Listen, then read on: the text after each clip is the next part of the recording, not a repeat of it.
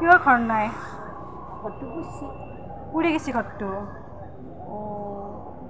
হ'লে এতিয়া ৰাতিটো ইয়াতে থাকব? 18 বছৰ হ'ল। 18 বছৰ হ'ল ইয়াত থাকব ৰাতিটো? আজিকালি কথা নহয়, 18 বছৰ।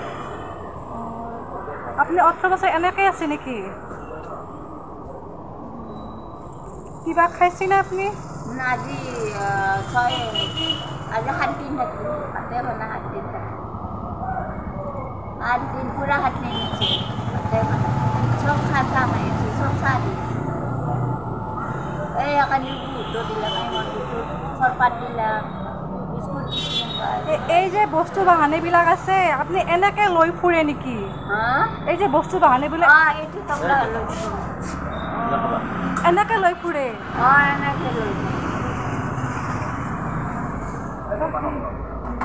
এজন মানুহে সহায় কৰি গ'ল, শ্বেয়াৰ কৰিব ভিডিঅ'টো।